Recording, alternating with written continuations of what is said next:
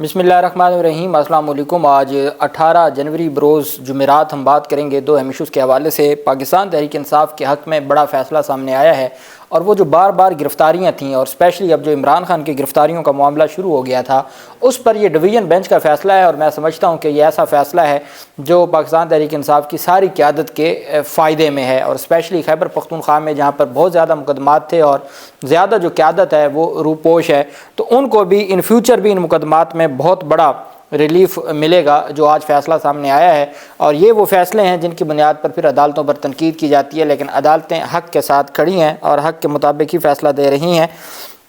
Justice Babar ستار صاحب نے پاکستان تحریک انصاف کی درخواست پر، جب عمران خان کی درخواست تھی تو اسی طرح کا ہی معاملہ وہ کرنا چاہتے تھے، جس پر پھر عبوری ضمانت منظور ہوئی اور کیس واپس ہو گیا۔ تو وہ بابر ستار صاحب کی جگہ بات قانونی طور پر اپنی جگہ ٹھیک تھی، لیکن لطیف خان کھوسہ اور پاکستان تحریک انصاف وکلاء بھی جو گراؤنڈ ریئلٹیز تھیں وہ اس کے مطابق درست تھے، اور اس طریقے سے پھر وہ معاملہ واپس ٹرائل کورٹ میں چلا گیا تھا۔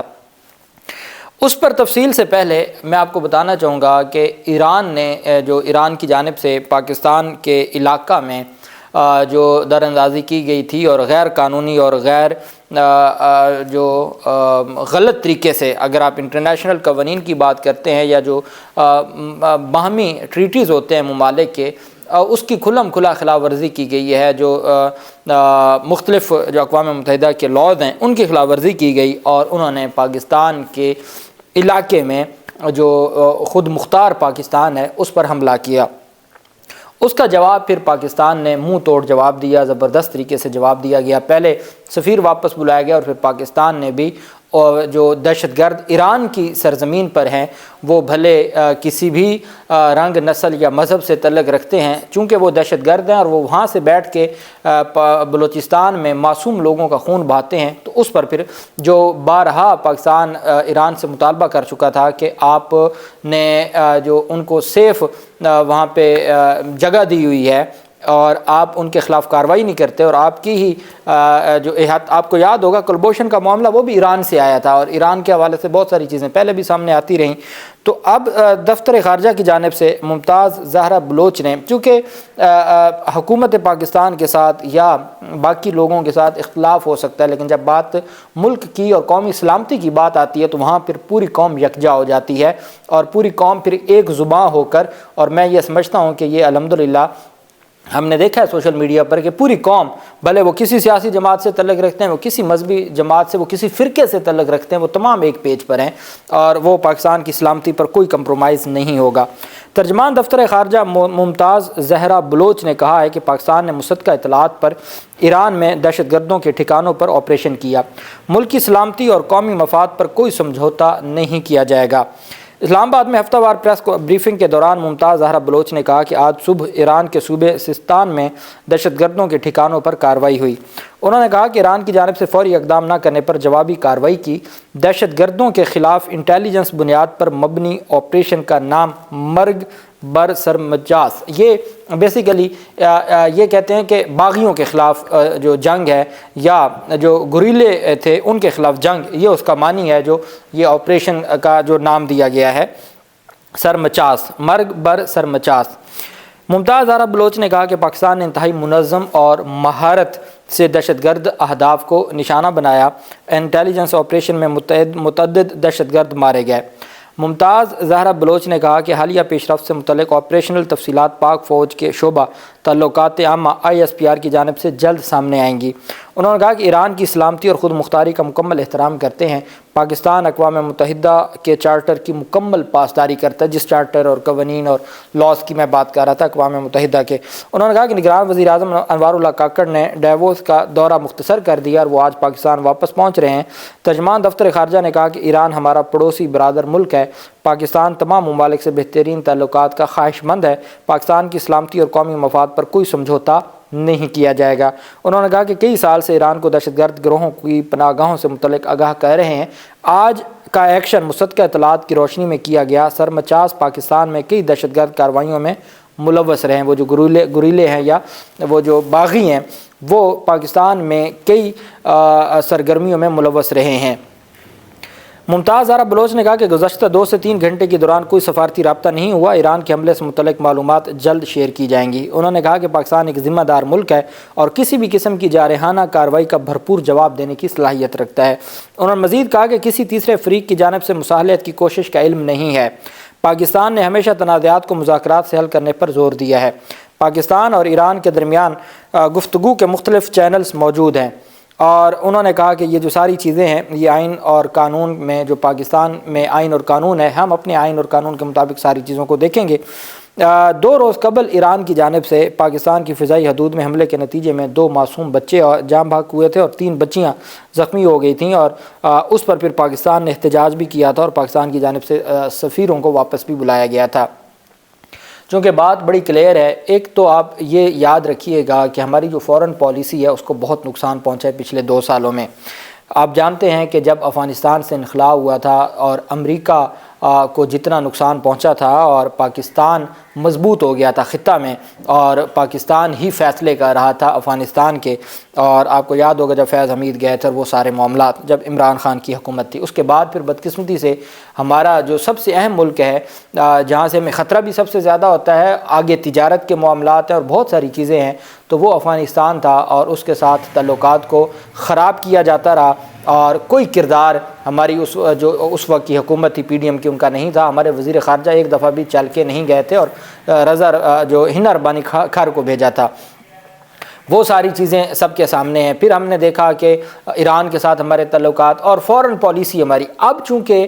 جہاں آپ کے پاس الیکٹڈ جمہوری حکومت نہ ہو، سیاسی حکومت نہ ہو، مضبوط سیاسی حکومت نہ ہو، تو تب تک یہ مسائل حل نہیں ہو سکتے۔ یہ ایک حقیقت ہے اور ہمیں اس کو تسلیم کرنا پڑے گا۔ اب آپ دیکھ لیں، آپ کو اختلاف ہو سکتا ہے، شاہ محمود قریشی جیسے تگڑا وزیر خارجہ ہی ان معاملات کو دیکھ سکتا تھا، تگڑا وزیر اعظم ہی ان معاملات کو دیکھ سکتا تھا، تو یہ بھی ضرور ہے کہ ہمیں ہر صورت انتخابات، صاف شفاف انتخابات کروانے چاہیے اور سیاسی حکومتوں کو آنا چاہیے، اور وہ پھر اور لانگ ٹرم حکومتیں جو 5 سال کا مدت ہے وہ مکمل کریں اور وہ ان معاملات کو حل کریں۔ لیکن اگر صاف شفاف انتخابات نہیں ہوتے اور پھر کوئی زبردستی کسی کو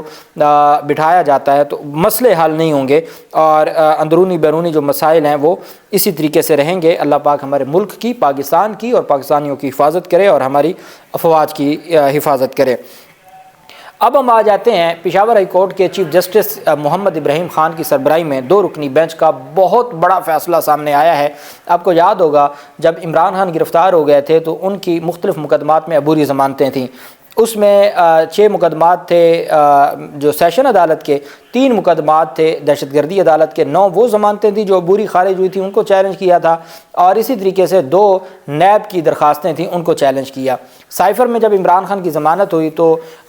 جو عبوری ضمانتوں کی درخواست تھی، پہلے بابر ستار صاحب عامر فاروق صاحب کے ساتھ اس بینچ کا حصہ بنے، تو انہوں نے کہا جی کہ میں سمجھتا ہوں کہ عبوری ضمانتیں آپ کو نہیں لینی چاہیے، اور اب آپ کا عبوری ضمانتیں لینے کا اس وجہ سے کوئی فائدہ نہیں ہے کہ یہ جو کیسز ہیں ان میں جب کوئی ایک مقدمے میں گرفتار ہو جاتا ہے تو وہ تمام مقدمات میں گرفتار سمجھا جاتا ہے۔ تو اب یہ الگ الگ گرفتاری نہیں ہوتی کہ ایک مقدمے سے رہا ہو گیا تو دوسرے مقدمے میں، اور آپ انتظار کرتے رہیں کہ وہ اس مقدمے سے رہا ہوگا تو ہم کسی اور مقدمے میں گرفتار کریں گے۔ یہ ہمارے یہاں پنجاب میں بھی ایسا ہی ہوا، اسلام آباد میں، پنڈی میں بھی ایسا ہی ہوا، اور پھر عمران خان کے ساتھ جو کچھ ہو رہا ہے وہ بھی سب کے سامنے ہے کہ جب مقدمات میں ضمانت دائر ہوتی ہے پھر اگلے مقدمات میں نامزد کر لیا جاتا ہے، اور ابھی تو یہ سلسلہ آگے چلنا تھا۔ اسد کیسر کا معاملہ جانتے ہیں کہ ان کی گرفتاری کے حوالے سے بیسیکلی اسد کیسر اور پاکستان تحریک انصاف کے رہنماؤں کے حوالے سے یہ درخواست سامنے آئی تھی، اور عدالت کی جانب سے یہ کہا گیا تھا کہ جی ان کو کسی اور مقدمے میں گرفتار نہیں کرنا، اور پھر وہ جسٹس سردار طارق مسعود کے پاس گیا، وہ بینچ بنا اور ان کی جانب سے جو ریمارکس دیے گئے، لیکن پشاور ہائی کورٹ پیچھے ہٹنے والی نہیں ہے، وہ آئین اور قانون کے مطابق فیصلہ کر دیتے ہیں، اور بڑی حد تک انہوں نے کنٹرول کیا انتظامیہ کو، پاکستان تحریک انصاف کے لوگوں کے خلاف جو انتقامی کارروائیاں کی جا رہی تھیں، بہت کنٹرول ہے خیبر پختونخوا میں پنجاب کے نسبت۔ یہاں تو ہماری عدالتیں بدقسمتی سے اپنے فیصلوں پر عمل درآمد نہ کروا سکیں۔ اب پشاور ہائی کورٹ کو پتہ ہے کہ ہمارے فیصلے جا کے قاضی فیصل صاحب بینچ یا سردار طارق مسعود ان کو کالعدم قرار دے دیتے ہیں، لیکن وہ اپنا فرض نبھا رہے ہیں، وہ اس وجہ سے نہیں بیٹھ گئے کہ چونکہ آگے جا کے فیصلہ کالعدم ہو جانا ہے، وہ اپنے فیصلے دے رہے ہیں اور وہ آئینی اور قانونی جو ذمہ داری ہے وہ نبھا رہے ہیں۔ اب یہاں بھی ایسا ہی مقدمہ تھا کہ جب اسد کیسر کو گرفتار کیا گیا جو اسلام آباد سے، اور اسلام آباد پولیس نے گرفتار کیا، پھر ثوابی پولیس لے گئی، وہاں سے جب اینٹی کرپشن کے مقدمے سے رہا ہوئے تو ایک اور مقدمے میں ان کو گرفتار کیا گیا، ساتھ ایک حفاظتی ضمانت کی درخواست دائر کی گئی، تو پشاور ہائی کورٹ نے کہا تھا ان کو کسی مقدمے میں گرفتار نہیں کرنا۔ اگلے دن انہوں نے 3 MPO میں گرفتار کیا، تو پھر 3 MPO ان کو واپس لینا پڑ گیا، اور بڑا تگڑا سٹینڈ لیا تھا عدالت نے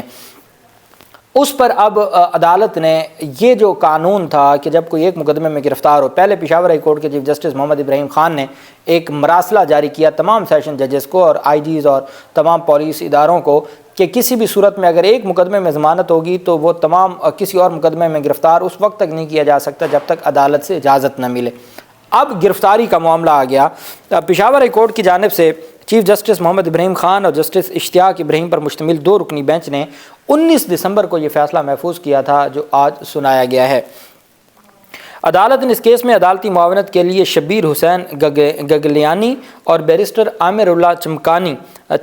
چمکنی کو مقرر کیا تھا، جبکہ ایڈوکیٹ جنرل اور درخواست گزاروں کے وکیل سید سکندر حیات شاہ نے سماعت کے دوران دلائل دیے تھے۔ عدالت میں سوال یہ تھا کہ سپریم کورٹ اور ہائی کورٹس کے فیصلے بڑے کلیئر ہیں، کیا کوئی ایک مقدمے میں جب گرفتار ہو تو وہ تمام مقدمات میں گرفتار سمجھا جائے گا؟ اب تمام مقدمات میں گرفتار سمجھا جائے گا تو ایک ہی دفعہ تمام کی ضمانت آپ دائر کر سکتے ہیں نا، آپ کے خلاف جتنے مقدمات ہیں آپ تمام کی ضمانت دائر کریں، تو وہ